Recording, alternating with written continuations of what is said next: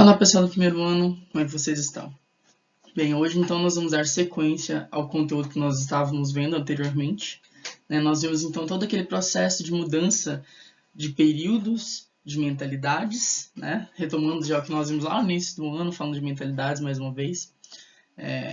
A gente sabe que nada acontece do dia para a noite, de um segundo para o outro, então nós estamos acompanhando esse processo de mudanças pouco a pouco, porque se eu passar tudo de uma vez, vocês não vão entender nada, vai ficar confuso. Eu até conseguiria, mas eu prefiro ir mais devagar, ir ponto a ponto, para não ficar dúvidas e para ficar mais tranquilo para a gente compreender, porque esse é o nosso objetivo aqui.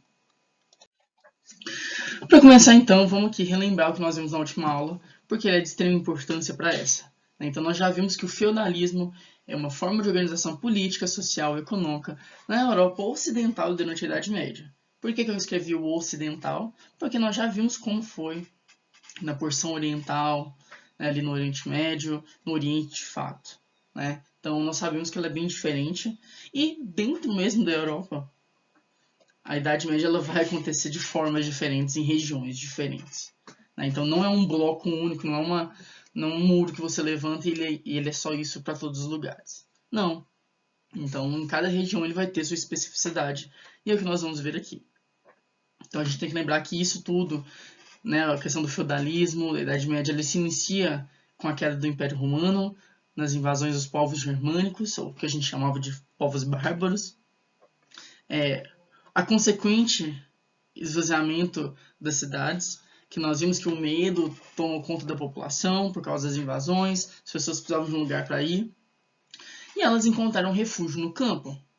Então, o feudo é o nome dado a essas porções de terras, normalmente com castelo, com lugares para plantio, moradias. Então é como se fosse um mini reino ali, a gente pode usar isso. Então por isso feudalismo, o feudo é a terra. É essa terra em que eles viviam, é ali que tinha um castelo, é ali que moravam ali, aquela sociedade. Então não existia apenas um feudo, mas era uma quantidade ilimitada de feudos dentro de toda a Europa. Porque esse vai ser o sistema, as pessoas vão sair das cidades, as antigas cidades, e vão mais para essas regiões campestres, mais regiões do campo, dentro dos feudos. Então, se você cair uma perguntinha na sua atividade, no futuro verificação de aprendizagem, o feudo ele significa terra, então por isso o feudalismo. Então a gente está saindo da cidade, a gente está indo para o campo, então vai ter toda uma mudança de mentalidade e organização da sociedade. Para essa aula, então, eu quero discutir com vocês o que seria a base do feudalismo. E quando eu digo a base, não é a sociedade em si. Isso eu vou deixar para a próxima aula. Então eu vou usar alguns nomes aqui que nós vamos ver na próxima aula. A gente vai entender melhor quem era o senhor feudal, quem era o camponês, qual que era a função da igreja. Mas meu objetivo nessa aula não é isso. Nós vamos deixar isso para a próxima. Hoje aqui então nós vamos entender o que seria o processo da vassalagem. Inclusive é o título dessa aula, o feudalismo, suzerania e vassalagem. Eu falei para vocês que o feudalismo ele surge dessa união dos povos germânicos com os romanos, com pessoas falantes do latim, com pessoas católicas, essa união de pessoas que tinham culturas completamente diferentes e religiões diferentes. Então a vassalagem ela se inicia com o povo germânico, era um processo comum, era um costume em que os povos germânicos eles prestavam um juramento de fidelidade a um chefe guerreiro durante um determinado período de guerra. Então, por exemplo, eu queria invadir a casa do meu vizinho e ele era muito mais forte que eu fazia uma união com a tribo do lado, com o meu vizinho da esquerda, por exemplo, e a gente fala, olha, a gente vai fazer um trato aqui, então eu vou te proteger, você me protege, a gente divide os lucros, e é isso. Então, nesse momento aqui, a gente é brother. Acabou essa invasão, não me importa mais se você gosta de mim ou não, a gente volta a ser inimigo, a gente pode se atacar. É claro que eu estou exagerando aqui, nem sempre era assim, não era tão simples assim, mas é pra gente entender que era essa união temporária entre um chefe guerreiro e com outros povos ou outros chefes. Lembrando que chefe guerreiro aqui, eu não estou usando rei, não estou usando imperador, porque a organização dos povos germânicos era assim, eles não tinham um rei, eles não tinham um imperador, mas eram os chefes das tribos. Quando a gente chega no período carolíngio, então já lá no governo de Carlos Magno, na Idade Média, já com o feudalismo em andamento, o processo de vassalagem ele vai mudar. Então, ele ainda vai ser uma união de dois grupos, duas pessoas, um acordo. Só que dessa vez vai ser o acordo entre nobres. Seja ele o rei com alguém que tem um cargo, muito dinheiro, muitas terras, muito poder. Mas é sempre uma união entre os nobres, onde o rei, né, essa pessoa que exercia essa nobreza, esse papel de governante, ele concederia o direito do uso de algum bem, onde o nobre, o vassalo do rei, teria total poder. Então, quando eu uso terra aqui, quando eu uso esse bem, você pode colocar aí no meio o feudo. É a doação de um feudo. Então, os senhores feudais, os nobres, então não importa se ele era um rei e só um senhor feudal muito grande, ou se eu, um senhor feudal mais baixo, vou nomear alguém que está abaixo de mim para cuidar dessa terra. Então ele deixa de ser uma aliança temporária, mas agora vai ser uma aliança basicamente eterna, de proteção. Então eu te dou um pedaço de terra, você cuida dela, você pode mandar ali da forma que você quiser, você cobra os impostos que você quiser, você deixa entrar quem você quiser. É sua terra, eu estou te dando, ela é sua para sempre. Mas em troca você tem que me proteger, você está debaixo do meu poder. Então a ideia vai ser essa, uma proteção mútua. Assim como nós vimos os servos, as pessoas que saem da cidade e vão para os feudos, elas acabam trabalhando ali não porque elas são escravos nem nada, mas elas ficam presas à terra porque elas buscam proteção e uma moradia. Então, dessa forma, nós vamos ter os suzeranos e os vassalos. O suzerano é aquele que doa a terra e o vassalo é aquele que recebe. Por isso o nome, então, suzerania e vassalagem. Suzerano é aquele que doa.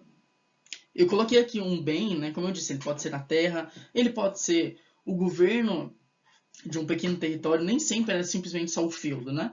Mas cargos de liderança também, mas principalmente os feudos. Então, vassalo que recebe, suzerano o que doa, e esses dois são sempre nobres. Você nunca vai ter um vassalo que ele é ralezada, que ele é servo ou que ele é do clero simplesmente. Não, vão ser sempre entre dois nobres essa aliança. E qual que era o processo da cerimônia da vassalagem então? Porque parece muito fantasioso só falar, olha, só era de servo, só era de senhor feudal para senhor feudal, só a galera mais rica, só os dominantes que faziam isso. O que me impedia então de doar isso para alguém que não tinha terras, que não tinha dinheiro, que era só mais uma realizada igual todo mundo? Porque isso aqui era um juramento muito sério. Ele era feito na frente dos homens, então você chegava na corte, então eu era o suzerano. Então o vassalo chegava até a mim, se ajoelhava, dava a mão. Então o suzerano ele dava um beijo ali nessa mão. Não pense em outras coisas, tá? Isso é só uma cerimônia comum, representando ali o fechamento de uma aliança. Depois era feito um juramento sobre a Bíblia, então você estava aqui firmando um contrato na frente dos homens e de Deus.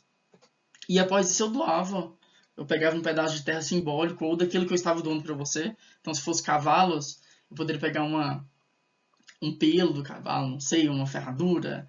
No caso da terra, eu posso literalmente pegar um pedaço daquela terra e te dar simbolicamente. Então, esse contrato era selado dessa forma. Então, assim, já é um spoiler da próxima aula, mas a gente vê que o poder da igreja aqui era gigantesco, porque o juramento em frente a Deus, né? O juramento sobre a Bíblia era muito importante. E assim vai ser selada a cerimônia da vassalagem. Ela é basicamente um casamento, se a gente for pensar com essas características que eu falei. O vassalo fechava esse acordo com o suzerano e era ali um fechamento para a vida toda. Porque o feudo vai ser seu sempre. Enquanto eu estiver aqui no poder, você vai se doar para mim, você vai cuidar das minhas terras, você vai me proteger caso a gente entre em guerra ou em qualquer outra coisa. Então a gente fecha então pensando, né, já jogando aqui, pensando na próxima aula, que com esse processo da suzerania e da vassalagem, o poder do rei acaba se fragmentando. Por quê? Os feudos vão aumentando. É claro que, de novo, não é do dia para a noite, mas os feudos vão aumentando.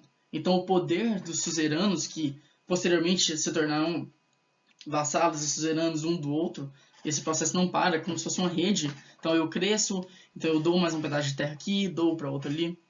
O poder do rei acaba se fragmentando.